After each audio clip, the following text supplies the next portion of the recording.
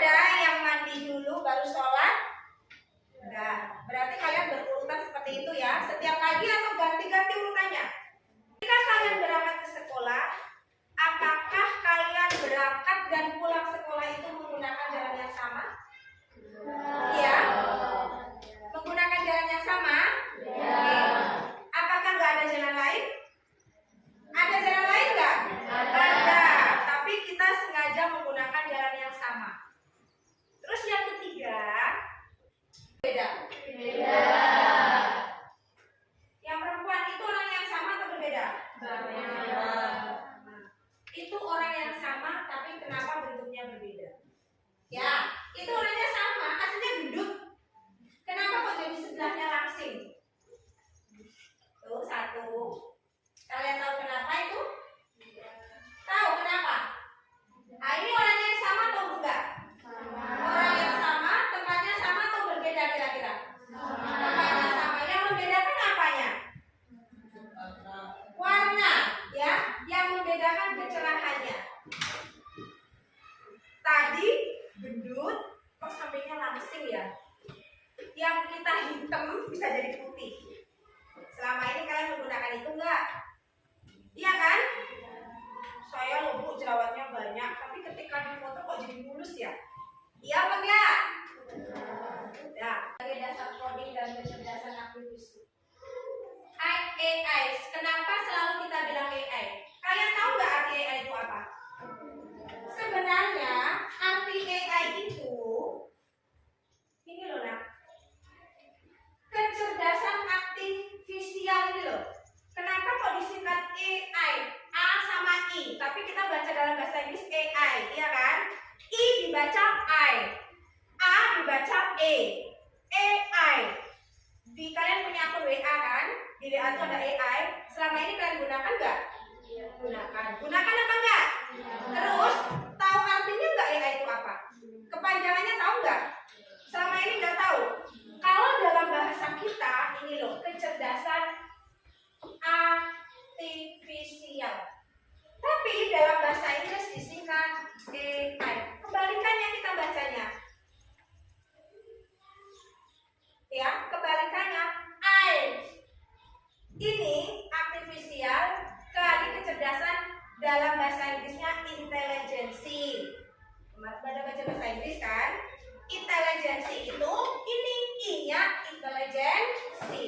A-nya atau E-nya artificial intelligency. Makanya disingkat dengan AI. AI. Paham?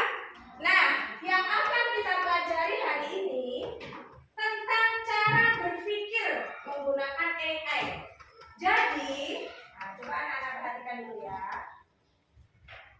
Ibu serasa ngajar kelas 1. Nah, tujuan pembelajaran kita hari ini adalah kita mampu memahami konsep berpikir komputasional. Apa sih komputasional? Nggak ada yang bertanya, nanti ada ya penjelasannya. Kita mampu menguraikan dan memberi contoh penerapan berpikir komputasional dalam menyelesaikan berbagai permasalahan dalam kehidupan sehari-hari.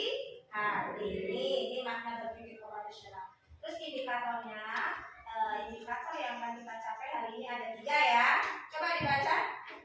Dapat mengenali dan mengingat konsep dasar. Iya. Nah, ada 3 ya.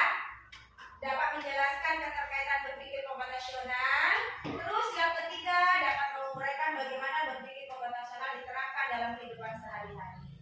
Pokok bahasanya nih, 4 dimensi berpikir komputasional atau 4 prinsip yang akan kita pelajari ya. Nih. Berpikir komputasional itu artinya, yuk dibaca nak. Peserta didik ya.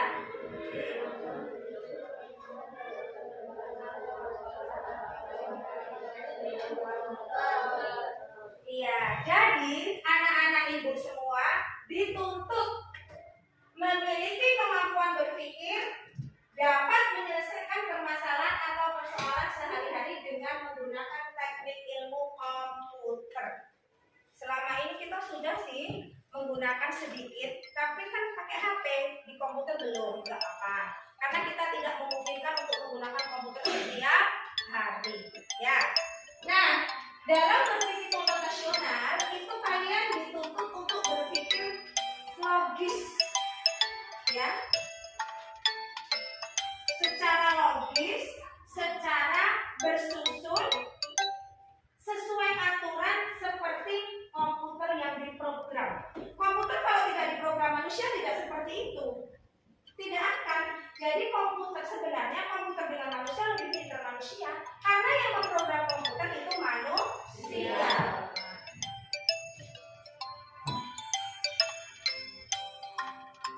Oke, lanjut. Nah, nih.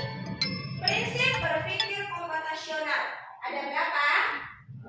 Ada 4. Coba dihafalkan nanti, ini yang tanya kita ya.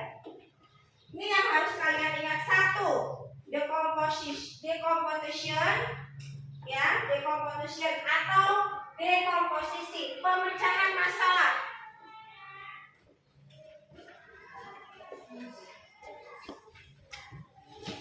Boleh kalian tulis. Ada 4 prinsip berpikir komputasional. Yang pertama, pemecahan masalah. Bahasa Inggrisnya susah, nggak ditulis nggak apa-apa. Pemecahan masalah. Yang kedua, pengenalan pola. Yang ketiga, abstrak. Dan yang keempat, berpikir logaritmik atau logaritma.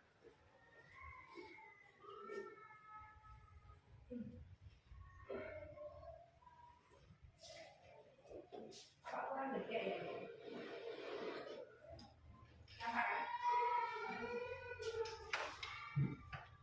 Itu adalah 4 berpikir komputasional.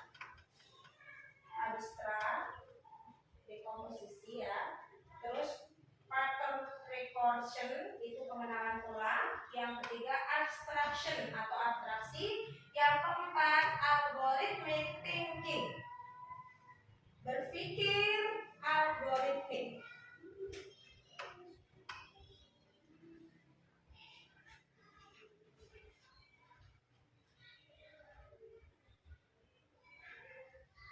Sudah? Belum. Sudah? Oke, kita lanjut, kita selesai aja ya. Kita lanjut. Nah, ini dia. Coba kita baca pengertian dekomputasional atau dekomposisi pemecahan masalah. Tuh.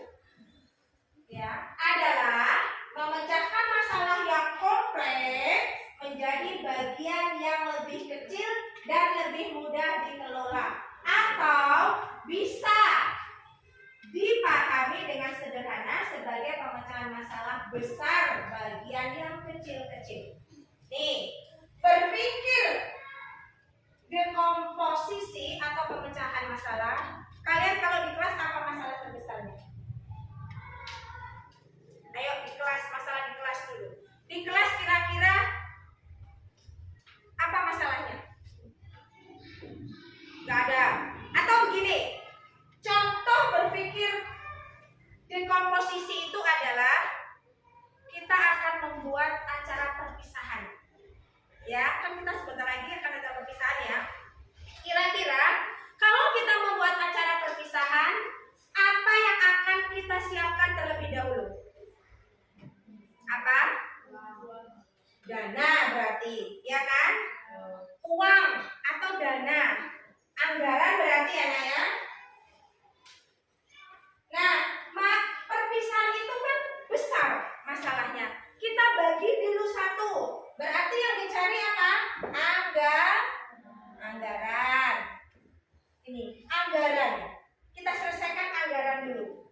Nah, kita cari anggarannya dari mana, terus untuk apa, iya kan? Nah, setelah anggaran ketemu selesai, apa lagi yang akan kita selesaikan? Apa lagi yang akan diselesaikan? Setelah anggarannya udah selesai, Bu, ini, beli balon 5, beli ini, Bu, beli tumpeng 6, umpama ya. Terus beli ini, Bu, beli ini, beli kado, beli ini. Di total anggarannya umpamanya kena 500.000. 500.000 satu kelas ya, Nak ya.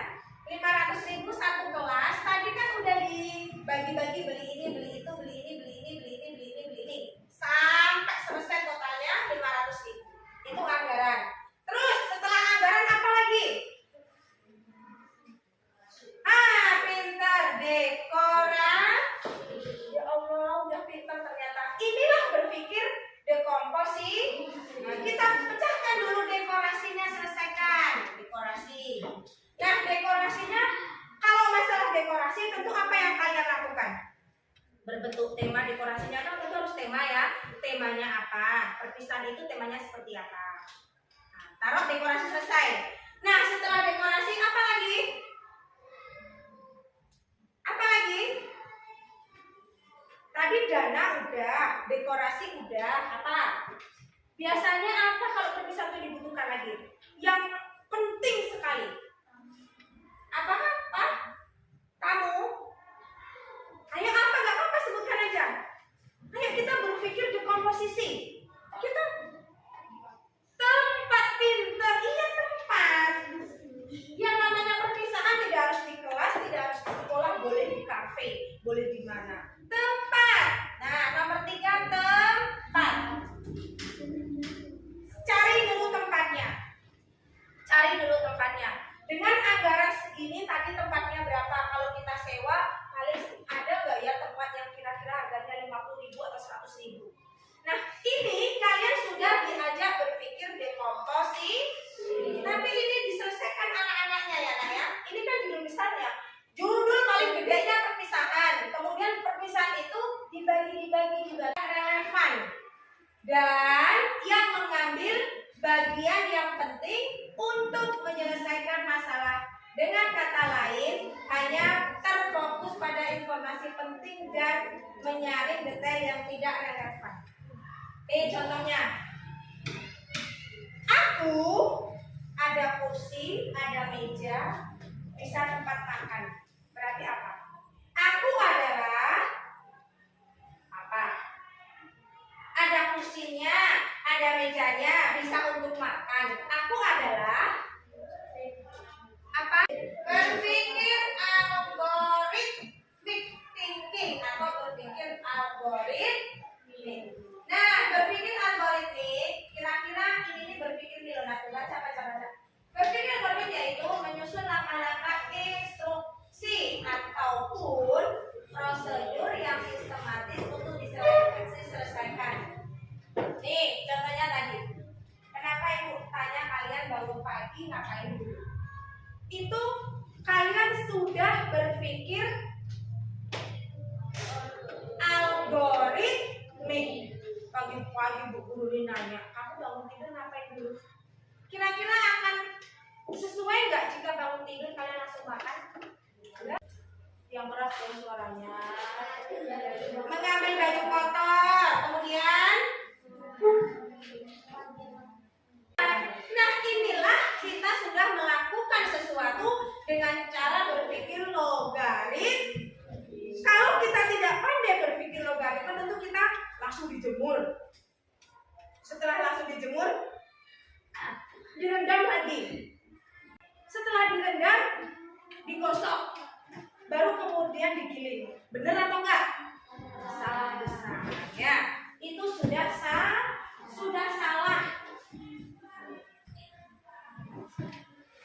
Oke, nah coba ibu ulang. Yang kita pelajari hari ini ada 4 prinsip berpikir. Yang pertama apa? Lupa. Yang pertama berpikir. Kalian tahu nggak ini? Ayo kerjakan satu-satu loh ya. Ini adalah pengurangan. Silakan. Ayo. Oh kurang. Oh jangan lihat itu benar. Ayo. Atau yang terakhir. Akan sama temannya hasilnya apa? Nanti yang laki-laki juga loh ya.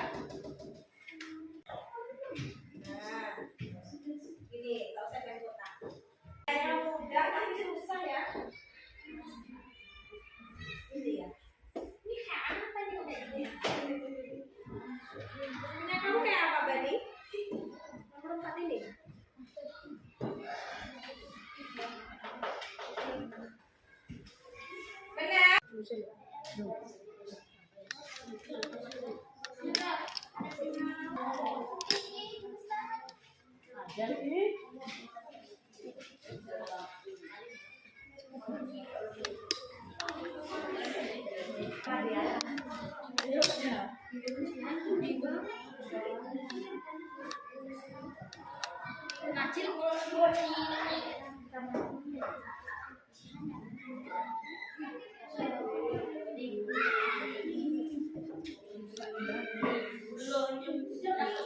Biar muat banyak, yo mbok yo pas binatang-binatangnya aja. Biar muat banyak loh nak. Ada kambing sama sapi. Ini kambing.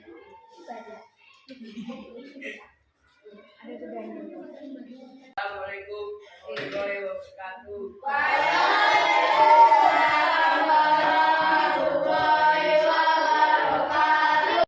Assalamualaikum warahmatullahi wabarakatuh.